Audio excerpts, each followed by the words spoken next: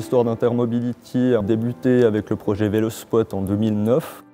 C'est un système de vélo en libre service qui a été développé justement à Bienne entre 2009 et 2012, qui visait notamment à être déjà novateur à l'époque, puisqu'il visait à ne pas utiliser les petites bornettes qui sont en station pour raquer les vélos en fait. Et ce système était aidé par un cadenas qui faisait lui justement la localisation et la fermeture des vélos. Durant la mise en service du projet, notamment à Bienne, mais également dans d'autres collectivités publiques, on a vu bien sûr les limites du système. Au niveau de la prise, il fallait garantir à l'utilisateur qu'il y ait des vélos un petit peu tout le temps disponibles et en quantité. Et c'est là qu'est arrivé effectivement M. Simon Ruffieux de la HES Fribourg pour proposer un partenariat dans le cadre d'un développement qui pouvait nous apporter une solution à cette problématique. L'Institut Humanitech, c'est un institut interdisciplinaire. On cherche vraiment à travailler sur des problématiques centrées sur l'utilisateur. Dans ce projet-là, il y avait aussi une notion très importante pour nous, c'est l'idée que les interfaces développées doivent être fonctionnelles et pouvoir être utilisées par tout un chacun sur le terrain de manière intuitive. L'idée vraiment du projet, c'est de pouvoir prédire à l'avance le nombre de vélos qu'il y aura dans les stations dans le réseau de vélos.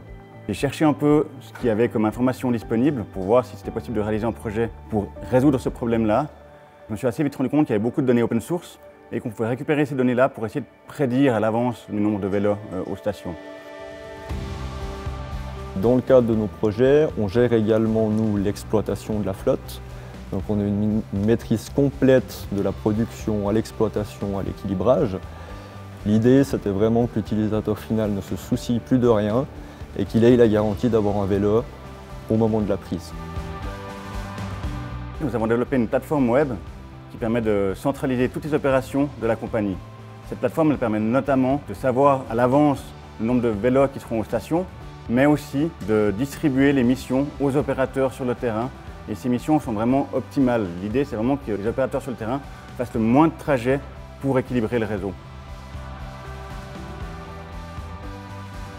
Au niveau de la coordination, au niveau du projet qu'on a eu avec la HES, c'est vrai que c'était très agréable de travailler, puis il y avait un échange aussi intellectuel et on voyait qu'il y avait une écoute. On a encore quelques défis à résoudre, notamment l'intégration des batteries des vélos électriques, savoir quelle batterie doit être changée, à quel moment, de pouvoir aussi prédire les opérations à faire sur le terrain pour changer la batterie des vélos serait quelque chose de très intéressant pour la compagnie, je pense.